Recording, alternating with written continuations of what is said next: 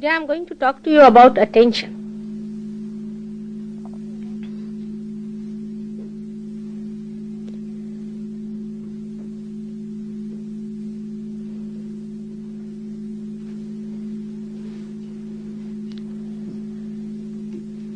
What is attention?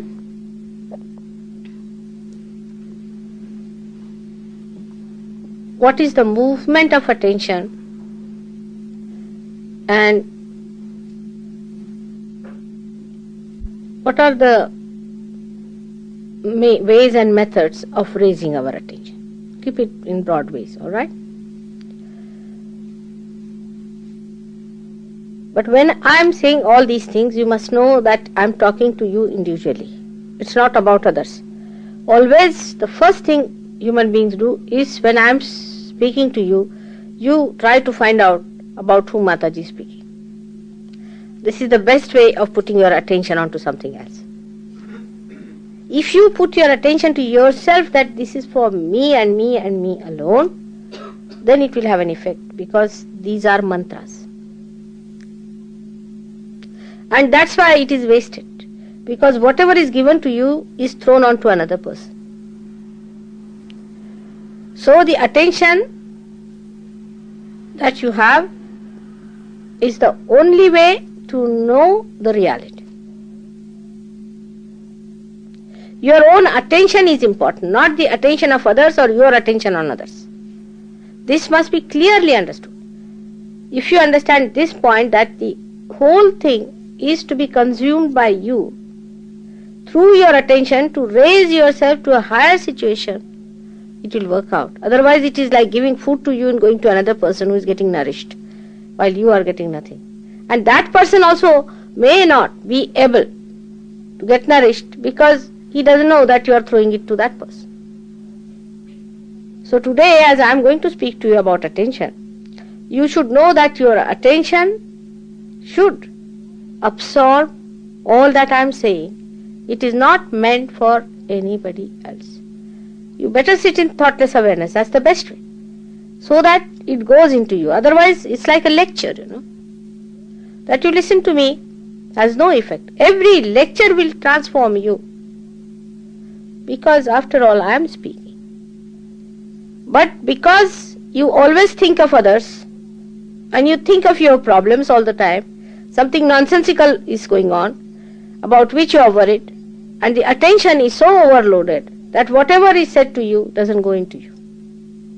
So just now utilize it by being attentive and knowing that all these nonsensical things have no value.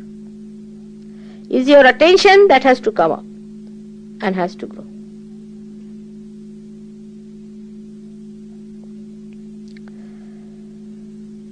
So attention is the whole of the canvas of your being. It's a complete canvas. Is the attention. Complete canvas of your being is the attention. How much you have gone into it, how much you have discovered it, how far you have raised it is a different point.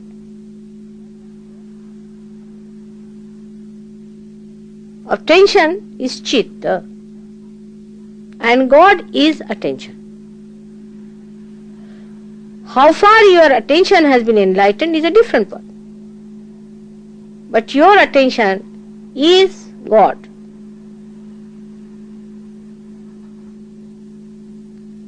If you become enlightened to that extent, it is like a canvas.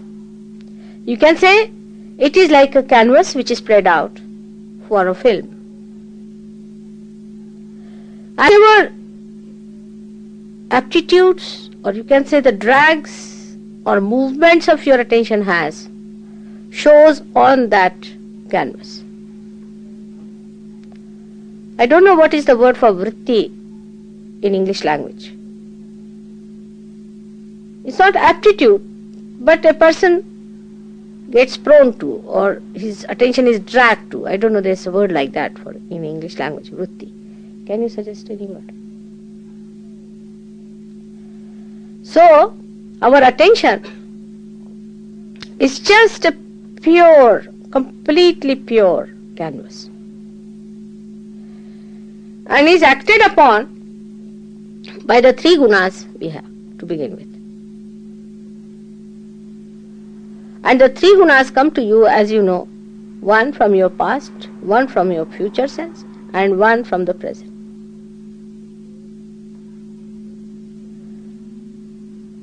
Now, whatever have been your experiences about a particular thing or a particular occasion so far is completely recorded in your memory. For example, if you see the black color, all that goes with the black color is recorded in your memory. As soon as you see this black color, quite a lot of it comes up. That means as soon as you see this with your attention, the attention gets muddled up, or you can say the attention gets colored with all the memories about this black color. And then your action takes place according to the way your attention is affected. For example, just now, something was burned by these flames. Now all of you became aware of it. Next time whenever you will see a flame, first thing will happen will be that you will be cautious about it. It is not going to happen again, but the whole memory will come to you and you will try to be cautious or warn others, because your attention will become aware of that as soon as you will see that, because that canvas of your attention itself will start throwing out these pictures out of itself through your past experiences onto the canvas. This is a living canvas.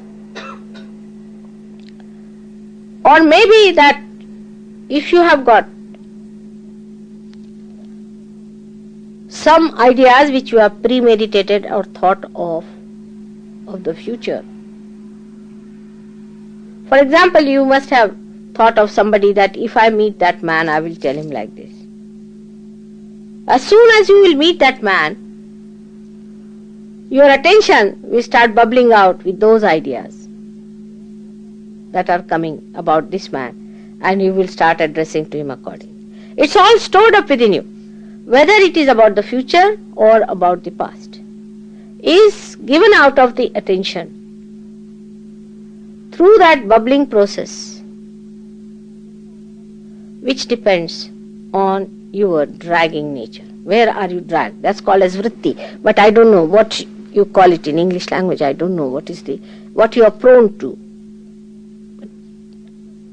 Vritti is a very neutral word. It doesn't mean anything bad.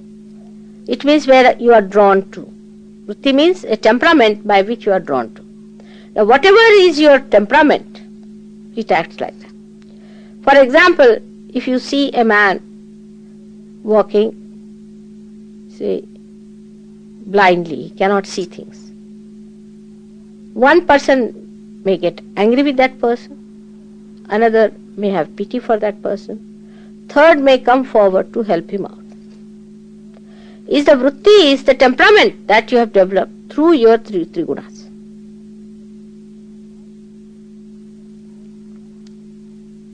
That's why this attention becomes identified with you. And when you are identified with this, your vritti, your temperaments, then you are still in a misidentified area. Let us take a case of somebody who has been possessed before. Now coming to Sahaja Yoga, his possession goes away. But the memory remains in the brain that he was possessed. And the memory is stronger in a person, left side is stronger. Then that memory lingers on. And as soon as that person comes in contact with anyone which has got something to do with the past possession, it clicks. And the whole thing starts coming into you, bubbling out, and you think you are again possessed. It is the memory which gives you, it's a myth. It's the memory that tells you, oh, you are again possessed. Because your left side is weak, means you always live in your memory. Your memory is stronger than yourself. If you could make yourself stronger than your memory, nothing can possess you.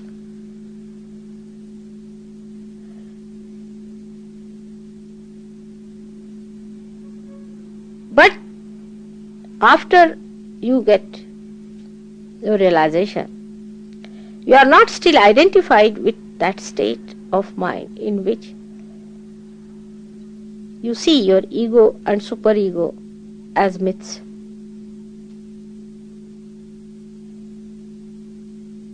Still you get caught up into your ego and superego. And that's why your attention is still in a mess. In a pure, simple way of attention in an innocent child, he sees everything in pratyaksha, means in actual experiencing of something for a child, because he has no memory. So he'll have to burn his hand to feel that this burns. He has to touch something cold to know that it is cold. His memory is not yet built. So into the actual experiencing of it, he lives. But that actual experiencing becomes memory. And once the memory is built up stronger, the whole personality is affected by memory. All the conditioning of all kinds come through that. Your reading, even the whole atmosphere can come to you. You see, sometimes you smell a particular soap, or say a rose, you smell it. And all the memories of smelling such a rose sometimes comes to you, and you may feel really elated sometimes, maybe sometimes very unhappy, whatever may be the situation. So you may feel happy or unhappy, because whatever experiences you have had has given you a memory. This memory might have given you a superego or might have given you a ego. This scanning might have taken place. If it has been a ego and a superego, then maybe that if it was ego, you must have felt happy. If it is satisfying to your ego, you feel very happy. If it is not, if it is superego, if you are suppressed by this, then you feel very unhappy. So both things like happiness or unhappiness are the states where you are still in the myth. Still the myth exists. You have to still go beyond. So if you feel happy about some situation, you should know you are only happy before realization, because it is giving some support to your ego to bloat. And if you are unhappy, then you should know that there is some sort of a suppression on your ego and there is a superego developing. So both the situations have been of no help to you. Of no help to you for your growth, except that both these institutions develop so much that you are away from the real experience. The real experiencing stops because your attention is so much muddled up. So on one side, if you move on the left hand side, your attention is muddled up with fear, with pain, with unhappiness, with hopelessness, dejection. The other side, if you indulge too much onto the right hand side, little bit also, you start getting elated, excited, over dominating. The color of the left side is blue, and the blue color starts changing to the black, while on the right hand side it is, to begin with, yellow, light yellow, or you can say golden, then yellow, then orange, and then red. So you go to aggression on the right hand side. On the left hand side, you go into a complete state of entropy, you can call it, or a state where you are separated from yourself into complete frozen state. So one side you become completely frozen, on the other side you become completely heated up. Both these things are again movement on the wrong direction. Even in the center, when the attention is kept, that you keep your attention more in the center. There also, because it's a very sensitive point, it doesn't stay there. For example, when we say use fire, we can use it for burning the house. In the same way, we can use it for creating smoke. But we can also use this fire in its proper way, if we use it in its proper proportion, for cooking the food, for giving us light. If it is too much, it can burn like a big fire. If it is too little, it can burn like smoke. But in the center, when you know how to balance it, then you can use it for your own purpose, for cooking or for giving light. And then for a puja too. So in the same way, when we really balance our gunas properly, then we become gradually the master of the whole situation.